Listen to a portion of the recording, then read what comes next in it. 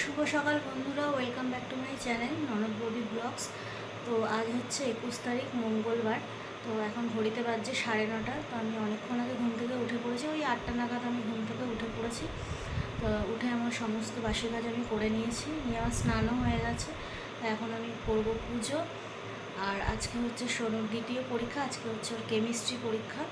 তো এদিকে ও এখনও ঘুমোচ্ছে, কালকে অনেক রাত অবধি আর কি বই পড়েছে, তারপরে ঘুমিয়েছে।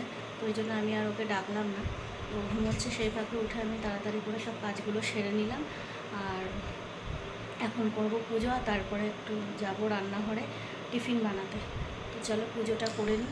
তো বন্ধুরা, ওদিকে তো আমার পুজো দেওয়া হয়ে গেল, আর এদিকে দেখো আমি ব্রেকফাস্ট বানানোর জন্য চলে আসলাম রান্নাঘরে আর কি। তো এদিকে আমি জল নিয়ে নিচ্ছি গামলায়, এটাতে আমি চাউমিন সেদ্ধ করব। তো চাউমিন সেদ্ধ করবো বলে জলটা আমি বসিয়ে দিলাম। আর অনেক দিন যেহেতু চাউমিনটা খাওয়া হয় না, তো সেই কারণে ভাবলাম আজকে সকালে একটু চাউমিন করি।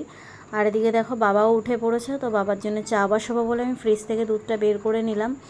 আর যেটা বলছিলাম আর কি, চাউমিনটা অনেক দিন খাওয়া হয় না। আর আজকে তো সকালে সোনু আর কি পরীক্ষার জন্য যাবে, তো বেশিক্ষণ তো স্কুলে থাকবে না, ওই 2 ঘন্টার মতন আর কি হবে পরীক্ষা।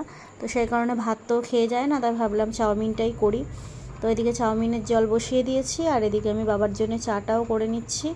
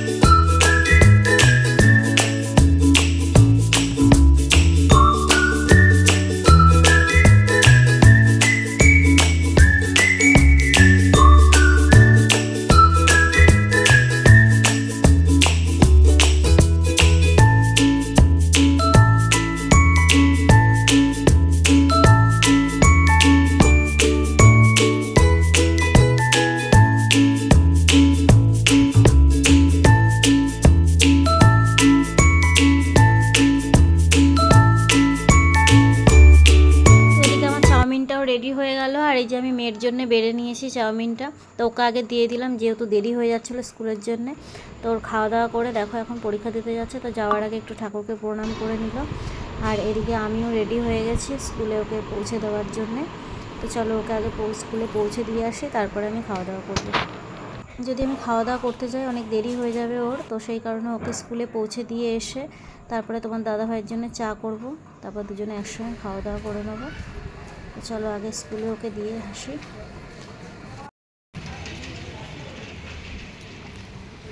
তো স্কুলে মেয়েকে পৌঁছে দিয়ে এসে এই যে আমি তোমার দাদাভাইকে দিচ্ছি চাউমিনটা, আমি আর তোমার দাদাভাই একসঙ্গে খাওয়া দাওয়া করব। তো দাদাভাইকে দিয়ে দিলাম, আর এই যে আমিও নিয়ে নিলাম। আর আমি না চাউমিন দিয়ে মুড়ি খেতে খুব পছন্দ করি, তাই জন্য মুড়িটা নিয়েছিলাম। আর এদিকে দেখো স্কুল থেকে আসার পথে কিছু টুকটাক কেনাকাটা ছিল, সেগুলোও করলাম। তারপরে চলে এলাম এই যে বিছানাটা তুলতে। আর আগের দিন তো কাঁথা নিয়ে বলেছিলাম যে আমার মা এই পাতলা কাঁথাগুলো বানিয়ে দিয়েছে, মা আর মাসি। আর আমার শাশুড়ি মাও অনেক ভালো কাঁথা সেলাই করতে পারে, তা উনি আর কি যে কাঁথাগুলো সেলাই করে ওগুলো আমাদের শীতকালে কাজে লাগে। তো দেখো এদিকে আমি কড়াই বসিয়ে দিয়েছি মাছ ভাজার জন্য। এই যে মাছটা আমি এখানে নুন হলুদ মাখিয়ে নিয়েছি। এখানে 2 রকমের মাছ আছে, ট্যাংরা মাছ আছে আর শাটিং মাছ আছে। এটা পুরোটাই রান্না করে ফেলবো, কারণ তাহলে দুবেলা হয়ে যাবে। আর এখানে আসার সময় একটু লোটে মাছ, মেখে দিয়ে আসার সময় একটু লোটে মাছ পেয়েছিলাম, একটু নিয়ে নিয়েছি। অল্প করেই ছিল, ওই 500 গ্রাম মতন হয়তো হবে, তারও একটু কম আছে। তো ওটা নিয়ে নিলাম, একদিন রাত্রে রুটি দিয়ে খাওয়ার জন্য করবো, ওটা নিয়ে নিলাম।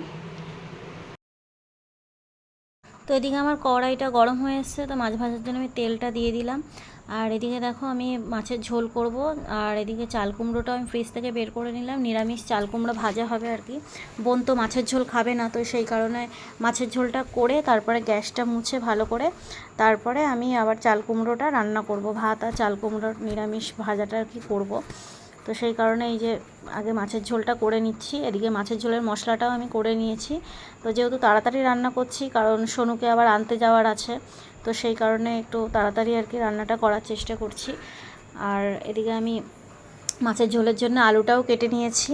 তো মাছের ঝোল আলু দিয়েই হবে আজকে শুধু, অন্য দিন তো আগের দিন তো বেগুন দিয়ে করেছিলাম, তো আজকে শুধু আলু দিয়েই মাছের ঝোলটা করব। তো দেখো আমি জিরে ফোড়ন দিয়ে দিলাম, আর এদিকে আমি আলুটাও দিয়ে দিলাম ওর মধ্যে। তো চলো রান্নাটা করি, তোমরাও দেখতে থাকো।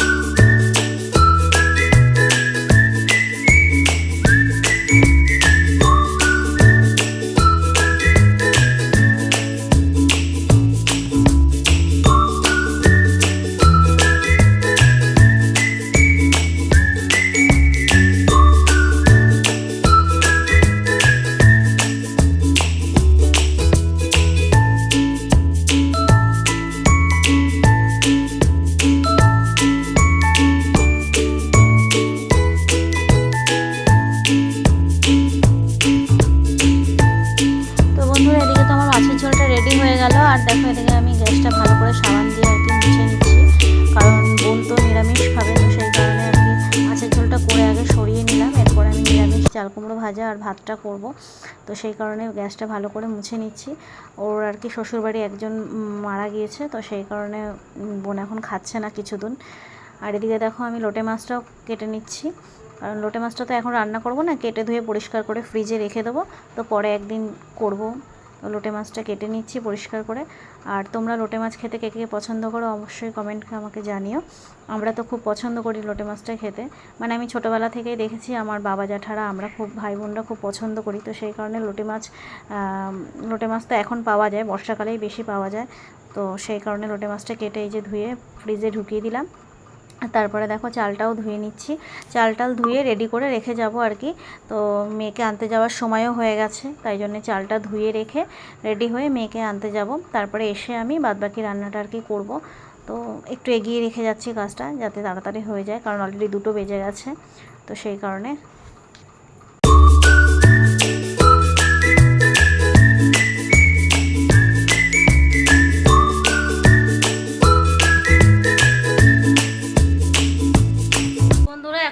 বাজে দুপুর 2টো, আর আমি দেখো রেডি হয়ে গেছি মেয়েকে আনতে যাওয়ার জন্যে।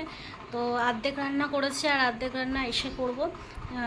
মাছের ঝোল হয়ে গেছে আর চালটা ধুয়ে রেখে গেলাম, তোমরা তো দেখলে।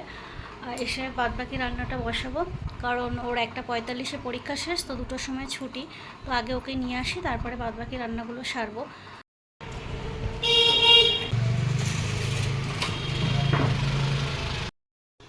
তো বন্ধুরা মেয়েকে নিয়ে স্কুল থেকে চলে এলাম, আর এই যেখানে বসিয়ে দিয়েছি ভাত, আর এদিকে যে চাল কুমড়ো কেটেই রেখে গেছিলাম, তো সেইটাকে এখন এই যে কড়াই বসিয়ে দিয়েছি, ভাজা করব। তো ওদিকে আমার রান্নাটাও হচ্ছে, আর এদিকে আমি বাকি জামা কাপড়গুলোও ভাঁজ করে নিচ্ছি। আর এদিকে দেখো বোন চলে এসছে, তো আমরা একসঙ্গে খাওয়া দাওয়া করে নিলাম।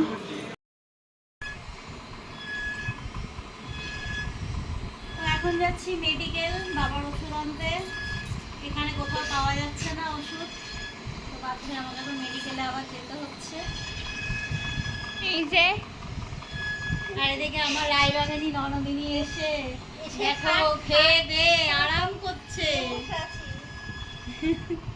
তো চলো যাই, তোমরাও চলো আমার সঙ্গে মেডিকেলে।